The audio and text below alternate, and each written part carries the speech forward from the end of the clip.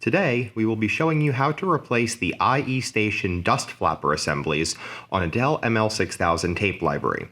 This video will cover the replacement of both the control unit dust flapper and the expansion unit double dust flapper. Please be advised that the tape library should be powered off for this replacement. If the old dust flapper broke into multiple pieces and the pieces are not all accounted for, including the spring, then we would strongly advise that you open up the front access doors of the library and make sure all pieces are accounted for before continuing to watch this video. To power down the library, hit the power button once on the front of the library and allow it to cycle down and power itself off. Now you are ready for the flapper replacement. If you are only replacing a control unit single flapper, please keep watching from here. If you are replacing the double flapper in an expansion unit, please skip ahead to 4 minutes and 14 seconds. In this video. To replace the dust flapper in a control unit, you must first remove the IE station. This is a two-part task. The first part of this is that you must be able to slide the IE station out. If it is locked, you must use the manual release located at the bottom of the IE station. Then you can swing the main access door of the library open. Once this access door is open, you will be able to look behind where the dust flapper hangs and you will see a small, round, silver metal circle that is keeping the IE station from sliding out of the library completely. If you gently lift up on this circle while pulling on the IE station, you will be able to slide the IE station completely out of the library and set it to the side.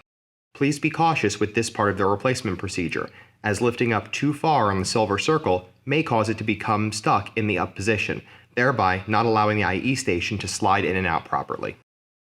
Once you have removed the IE station and set it aside, you will need to remove the broken dust flapper if it is still hanging from the front of the library. Again, if all pieces aren't accounted for, please search the library until they are before continuing with the replacement procedure. You are now ready to install the replacement dust flapper. First, make sure that you are holding the flapper in the correct orientation, with the spring located on the top left side. Now, make sure that the spring is oriented correctly on the spring post, that the spring leg on the left side of the post is facing towards the interior of the machine, and the spring leg on the right side of the post is facing out towards you. Now you need to hold the flapper at an angle to get it inside the IE opening. Once it is inside the opening, you will start by getting the notch on the top right of the flapper set in place into the hole on that side of the IE opening.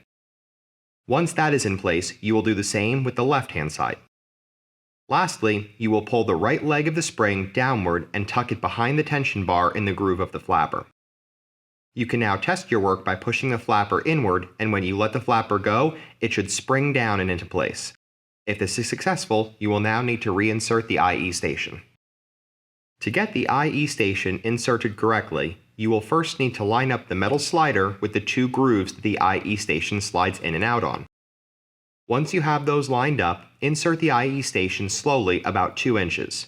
At this point, you will need to manually raise the IE flapper with one hand so that you are able to see to guide the IE station in the rest of the way. Once the flapper is raised, you will see that there is a second set of grooves that the IE station must also slide in on. You will need to first tilt the IE station so that the metal guide slides underneath the silver metal circle. You can then push the IE station in further, making sure the metal slider gets into the 2 rear grooves. Once this is accomplished, you can release the IE flapper, close the main access door, and push the IE station closed completely. If the IE station isn't closing correctly, do not force it. Pull it back out and inspect the metal slider to ensure that it is in all of the grooves correctly. Once all doors are closed, you can push the power button on the front of the library and allow it to initialize. If you are having any difficulties at all, please open a ticket on the Rocket Plus customer portal. To replace the dual dust flapper in an expansion unit, you must first remove the IE station. This is a two-part task. The first part of this is that you must be able to slide the IE station out. If it is locked, you must use the manual release located at the bottom of the IE station. Then you can swing the main access door of the library open. Once this access door is open, you will be able to look behind where the dual dust flapper hangs and you will see 2 small, round, silver metal circles that are keeping the IE station from sliding out of the library completely. If you gently lift up on these circles at the same time while pulling on the IE station, you will be able to slide the IE station completely out of the library and set it to the side. This may be difficult to do on your own. Please don't be afraid to get a helper to pull on the IE station while you are using both hands to lift up on the metal circles. Please be cautious with this part of the replacement procedure, as lifting up too far on the silver circles may cause them to become stuck in the up position, thereby not allowing the IE station to slide in and out properly. Once you have removed the IE station and set it aside, you will need to remove the broken dual dust flapper if it is still hanging from the front of the library. Again, if all pieces aren't accounted for, please search the library until they are before continuing with the replacement procedure. You are now ready to install the replacement dual dust flapper. First, make sure that you are holding the flapper set in the correct orientation, with the spring assembly located on the lower flapper left side. With the dual dust flapper assembly, there is only one spring on the lower flapper. There is not a spring on both. It is very important to ensure that you have the orientation correct.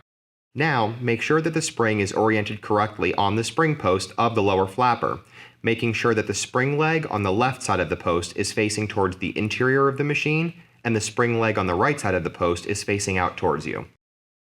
Now, you will need to hold the flapper set at an angle and go in through the main door to get it inside the IE opening. Once it is inside the opening, you will start by getting the notch on the top right of the top flapper in a place in the hole on that side of the IE opening. Once that is in place, you will do the same with the left-hand side of the top flapper. You will then follow suit with first the right notch and then the left notch of the bottom flapper. Last, you will pull the right leg of the spring downward and tuck it behind the tension bar in the groove of the bottom flapper. You can now test your work by pushing the top flapper inward.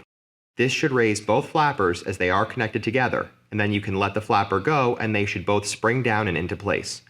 Repeat this process a second time, except push the bottom flapper inward and ensure both flappers swing up together. Then release and they should both spring down. If this is successful, you will now need to reinsert the IE station. To get the IE station inserted correctly, first you will need to line up the two metal sliders with the 4 grooves that the IE station slides in and out on. Once you have those lined up, insert the IE station slowly about 2 inches. At this point, you will need to manually raise the IE flapper set so that you are able to see to guide the IE station in the rest of the way. Once the flapper is raised, you will see that there is a second set of 4 grooves that the IE station must also slide in on. You will need to first tilt the IE station so that the metal guide slides underneath the 2 silver metal circles. You can then push the IE station in further, making sure the metal slider gets into the 4 rear grooves.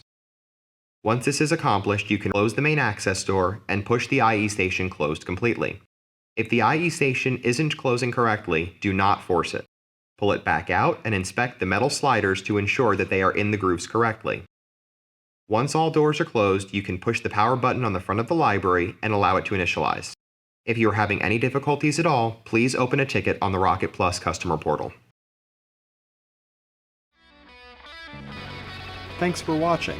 This has been another video by the Top 10 USA Video Production Team. We look forward to sharing more content with you going forward, so please check out our YouTube channel and please subscribe so that you get notified whenever we release a new piece of content.